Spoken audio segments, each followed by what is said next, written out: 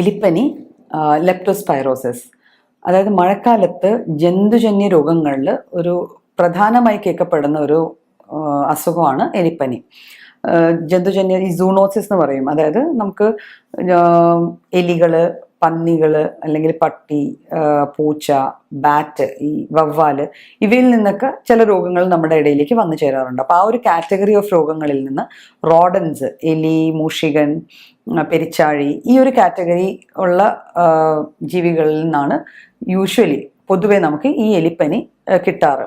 അപ്പം നമ്മൾ സാധാരണ എലിപ്പനി ഒരിടക്ക് നമുക്കൊരു അത്യാവശ്യം ഒരു എൻഡമിക് പോലെയൊക്കെ വന്ന് നമ്മളെയൊക്കെ അലാം ചെയ്ത ഒരു അസുഖമാണ്. അതുകൊണ്ട് തന്നെ നമ്മൾ മഴക്കാലം വരുമ്പോൾ അതിനെക്കുറിച്ച് കുറച്ച് ബോധേർഡ് ആവാറുണ്ട്. എന്താണ് ഈ എലിപ്പനി, എന്താണ് അതിൻ്റെ ഒരു പെത്തോളജി? അതായത് ഈ ഒരു ലെപ്റ്റോസ്പൈറ എന്ന് പറഞ്ഞൊരു സ്പൈറോക്കീറ്റ് വെറൈറ്റിയിലെ ഒരു മൈക്രോബാണ്, ഒരു സൂക്ഷ്മജീവിയാണ്. ഇത് എലികളെ പോലെ, എലി, പെരിച്ചാഴി, ഈ കുറച്ച് മുമ്പ് പറഞ്ഞ ഈ ജന്തുക്കളുടെ വൃക്കയിലായിരിക്കും ഇവ താമസിക്കുക. പക്ഷെ ഈ ജന്തുക്കൾക്കൊന്നും ഈ ലെപ്റ്റോസ്പൈറ കൊണ്ട് ഒരു പ്രത്യേകിച്ച് ഒരു അസുഖമോ ബുദ്ധിമുട്ടുകളോ അസുഖങ്ങളോ ഒന്നും ഉണ്ടാവില്ല. അവരുടെ ഇന്റർമീഡിയറ്റ് ഹോസ്റ്റാണത്. അപ്പൊ ആ ഹോസ്റ്റിൽ ഇവര് ജീവിച്ചു കൊണ്ടിരുന്നിട്ട് അവരുടെ വിസർജ്യങ്ങൾ മൂത്രത്തിലൂടെ ആയിരിക്കും യൂഷ്വലി പുറത്തേക്ക് വരിക. മഴക്കാലത്ത് ഇവരുടെ മൂത്രം നമ്മൾ വെള്ളക്കെട്ടുള്ള സ്ഥലങ്ങളിലോ ഈ പാടങ്ങളിൽ, കൃഷി സ്ഥലങ്ങളിൽ, അല്ലെങ്കിൽ പൈനാപ്പിൾ തോട്ടങ്ങൾ, ഇങ്ങനത്തെ പല പല സ്ഥലങ്ങളുണ്ട്. അവിടെയൊക്കെ വെള്ളക്കെട്ട് ഉണ്ടാവാൻ സാധ്യതയുണ്ട്. എലികൾ കൂടുതലും കാണും. അപ്പം ഈ എലിയുടെ മൂത്രം കണ്ടാമിനേറ്റഡ് ആയിട്ടുള്ള വെള്ളം നമ്മളുടെ ശരീരത്തിനുള്ളിലെത്തുക, അതായത് നമ്മുടെ വായ, മൂക്ക്, കണ്ണ്, ചെവി മുതലായ അവയവങ്ങളിലൂടെ ഉള്ളിലേക്ക് എത്തുകയോ അല്ലെങ്കിൽ നമ്മുടെ ത്വക്കിന്റെ പുറത്തുണ്ടാവുന്ന ചെറിയ പോറലുകളോ മുറിവുകളിലൂടെ ഇത് ഉള്ളിൽ നമ്മുടെ ശരീരത്തിൽ കയറി പറ്റുകയും ആദ്യം ചെറിയ ലക്ഷണങ്ങൾ, അപ്പോൾ 2 തരത്തിലാണ് എലിപ്പനി. ആദ്യം ഒരു മൈൽഡ് സെറ്റ് ഓഫ് സിംറ്റംസ് ഉണ്ട്, പിന്നെ ഒരു സിവിയർ സെറ്റ് ഓഫ് സിംറ്റംസ് ഉണ്ട്. അപ്പം മൈൽഡ് സിംറ്റംസ് എന്ന് പറയുമ്പോൾ ചിലപ്പോൾ ചെറിയൊരു തലവേദന, ശരീരം വേദന, വിശപ്പില്ലായ്മ, അല്ലെങ്കിൽ ഒരു ചെറുതായിട്ടൊരു ഓക്കാനം തോന്നുകയോ അങ്ങനെ എന്തെങ്കിലുമൊക്കെ തോന്നാം. പിന്നെ തലവേദന യൂഷ്വലി ഉണ്ടാവുക തലയുടെ ബാക്കിൽ നിന്ന് നെറ്റിയിലേക്ക്, മുന്നിലേക്കുള്ള ഒരു ടിപ്പിക്കൽ ആ ടൈപ്പ് ഓഫ് തലവേദനയായിരിക്കും. പേശികൾ വലിഞ്ഞു മുറിയുന്ന പോലത്തെ വേദനയായിരിക്കും. യൂഷ്വലി കാലുകൾക്കായിരിക്കും വേദന കൂടുതൽ അനുഭവിക്കുക. അപ്പോൾ നമ്മൾ സാധാരണ വെള്ളത്തിലൊക്കെ പോയി വന്നതല്ലേ, ഒരു സാധാരണ പനിയായിരിക്കും എന്ന് വിചാരിക്കും. അത് ഈ ലെപ്റ്റോസ്പൈറ നമ്മുടെ ശരീരത്തിൽ കയറി കഴിഞ്ഞാൽ ഏകദേശം ഒരു 10 ദിവസത്തിനുള്ളിൽ ലക്ഷണങ്ങൾ കാണിച്ചു തുടങ്ങും. 4 മുതൽ 20 ദിവസങ്ങളാണ് ഒരു വേരി ചെയ്ത് വരിക. ഓൺ ആൻ ആവറേജ് ഒരു 10 ദിവസം കഴിയുമ്പോഴത്തേക്ക് നമുക്ക് ഈ ചെറിയ മൈൽഡായിട്ടുള്ള ലക്ഷണങ്ങൾ കണ്ടു തുടങ്ങും.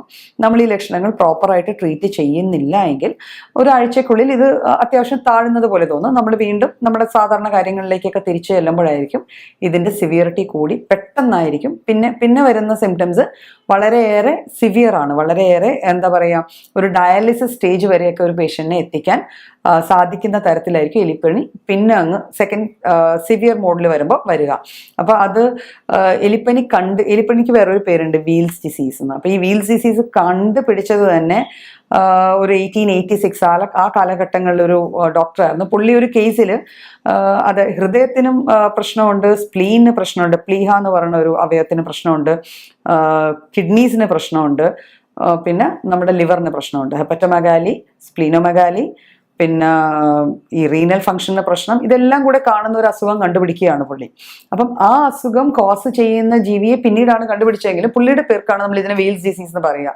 അപ്പൊ ഇത്തരത്തിൽ ഈ എല്ലാ അവയവങ്ങളിലേക്കും ഈ അസുഖം ബാധിക്കുകയും അത്യാവശ്യം സിവിയർ ആയിട്ടുള്ള സിംറ്റംസ്, പിന്നെ വരുന്ന തലവേദന, ബോധക്കേട്, ബോധക്ഷയം, തലകറക്കം, ആള് ഒന്നും ചെയ്യാൻ പറ്റാത്ത വിധത്തിൽ ആള് മാറുക, ശരീരം മൊത്തം നീര് വെക്കുക, വല്ലാത്ത പേശികൾക്കൊക്കെ വല്ലാതെ വലിഞ്ഞു മുറുങ്ങുന്ന ടൈപ്പ് ഓഫ് വേദനകൾ, ശ്വാസം മുട്ടലുണ്ടാവുക, ഞരമ്പുകളെ ബാധിക്കും, ഹൃദയത്തിന്റെ ഫങ്ഷൻസിനെ ബാധിക്കും. അപ്പം ഇതാണ് അതിൻ്റെ ഒരു സിവിയറിറ്റി കൂടിയ ഒരവസ്ഥ. അപ്പം ഈ ഒരു സംഭവങ്ങൾ ആ രീതിയിൽ ഉണ്ടാവുന്നത് കൊണ്ടാണ് നമ്മൾ ഇതിൻ്റെ മൈൽഡ് സ്റ്റേജിൽ തന്നെ ട്രീറ്റ്മെന്റ് വേണ്ടി വരും. അപ്പം ഇതിന് മൈൽഡ് സ്റ്റേജിൽ പിന്നെ ഒരു പ്രത്യേകത ഉള്ളതെന്ന് വെച്ചാൽ ഇതിൽ ഷിവറിങ്, നല്ലപോലെ കിടുകിടാന്ന് പറഞ്ഞുള്ള ഒരു കുളിര് കാണും. അത് കഴിഞ്ഞ് ഒരു നോർമൽ ഫേസ് കഴിഞ്ഞ് വീണ്ടും ഈ ചില്ലും ഹീറ്റും, ഒരു പനിക്കുണ്ടാവുന്ന 2 സ്റ്റേജസ് ആണ്. അപ്പോൾ ഈ ഷിവറിങ്ങും ഹീറ്റും തമ്മിലുള്ളൊരു ഗ്യാപ്പ് കാണും. അപ്പൊ ഈ രീതിയിലാണ് നമ്മളപ്പം ആ ഒരു പേഷ്യന്റിന്റെ ഹിസ്റ്ററി. ഒരിക്കലും സ്വയം ചികിത്സയിലേക്ക് പോകരുത്. ഇങ്ങനെ നമ്മൾ വെള്ളത്തിൽ ഇറങ്ങിയിട്ടുണ്ട്, നമ്മൾ റോഡിൽ വെള്ളത്തിൽ കൂടെ നടന്നു വന്നിട്ടുണ്ട്, കാലിൽ ചെറിയ പൊട്ടലോ പോറലോ ഇല്ലെങ്കിൽ പോലും നമ്മൾ അത് കഴിഞ്ഞ ഉടനെ നമുക്ക് ഇങ്ങനത്തെ കാര്യങ്ങൾ, ശരീരം വേദനയും തലവേദനയും ഈ ആദ്യം പറഞ്ഞ മൈൽഡ് ആയിട്ടുള്ള ലക്ഷണങ്ങൾ കാണുവാണെങ്കിൽ നമ്മൾ ഒരു ഹോസ്പിറ്റലിൽ പോയി ഒരു ഡോക്ടറെ കാണുകയും അതിനുള്ള വേണ്ട ചികിത്സകൾ തേടുകയും ചെയ്യണം. ബിക്കോസ് ഇതിൻ്റെ സെക്കൻഡ് സ്റ്റേജ് ഞാൻ ഓൾറെഡി പറഞ്ഞു, കുറച്ച് സിവിയർ ആണ്. നമ്മൾ അത്യാവശ്യം ഒരു ICU കെയർ പേഷ്യൻറ്റിന് കൊടുക്കത്തക്ക ഒരു അവസ്ഥയിലേക്കായിരിക്കും ആ സെക്കൻഡ് സ്റ്റേജിൽ എത്തുക. ഇപ്പം നമുക്കറിയാം, ഇപ്പോഴത്തെ ഒരു കാലയളവിൽ നമുക്കൊരു ഹോസ്പിറ്റലിൽ പോകാൻ തന്നെ നമുക്ക് മടിയായിരുന്നു. പലർക്കും നമ്മളോർക്കും ഇപ്പോൾ പോയി കഴിഞ്ഞാൽ കോവിഡ് കേസസ് ഒക്കെയാണ്, എന്തിനാ അതിൻ്റെ ഇടയ്ക്ക് ഇത് കൊണ്ടുപോകുന്നത്. പക്ഷേ ആ ഒരു രീതിയിൽ സ്വയം ചികിത്സയിലേക്ക് പോവുകയോ അതിനെ നിസ്സാരമായി കാണുകയോ ചെയ്യരുത്. ഇങ്ങനെ ഒരു ഹിസ്റ്ററി ഉണ്ട്, നമ്മുടെ വീടിന് ചുറ്റുവട്ടം എലികളുണ്ട് അല്ലെങ്കിൽ എലികളുമായിട്ടുള്ളൊരു കോൺടാക്ട് വരാനുള്ള ചാൻസസ് ഉണ്ടെങ്കിൽ നമ്മൾ ഉറപ്പായിട്ടും അതിന് നമ്മൾ മെഡിക്കേഷൻസ് എടുക്കേണ്ടതാണ്. പിന്നെ നമുക്ക് ചെയ്യാൻ പറ്റുന്ന ചില കാര്യങ്ങൾ വെച്ചാൽ നമ്മൾ ചുറ്റുവട്ടവും ഈ വെള്ളം കെട്ടാതെ നോക്കുക. എവിടെയെങ്കിലും പുറത്തുനിന്ന് വന്ന് നമുക്ക് മുറിവുകൾ എന്തെങ്കിലും ഉണ്ട്, കാല് നനയോ എല്ലാം ചെയ്താൽ വന്ന ഉടനെ നന്നായി സോപ്പിട്ട് ധാരാളം വെള്ളത്തിൽ ആ പോർഷൻസ് കഴുകുക. ഈ രീതിയിലെ കാര്യങ്ങൾ, അതായത് നമ്മുടെ പേഴ്സണൽ ഹൈജീനും നമ്മുടെ ചുറ്റുവട്ടത്തുള്ള ഹൈജീനും. ഈ ഫുഡ് ഡിസ്പോസലാണ്. ഈ എലികൾ സാധാരണഗതിയിൽ നമ്മുടെ വീടിന് ചുറ്റും ഇല്ലെങ്കിലും മഴക്കാലത്ത് വരാനുള്ള ഒരു മെയിൻ റീസൺ ഇവർ ഫുഡ് തേടിയായിരിക്കും വരിക. അപ്പോൾ നമ്മൾ ഈ വേസ്റ്റ് ഫുഡൊക്കെ നമ്മുടെ വീടിനടുത്ത് തന്നെ എവിടെയെങ്കിലും ചുമ്മാ കൊണ്ടുപോയി ഡിസ്പോസ് ചെയ്യുകയോ അങ്ങനെയൊന്നും ചെയ്യരുത്. ഇത് അത്യാവശ്യം നല്ല രീതിയിൽ തന്നെ കവേർഡ് ക്യാൻസിലൊക്കെ തന്നെ വെച്ച് ഡിസ്പോസ് ചെയ്യാൻ നോക്കുക.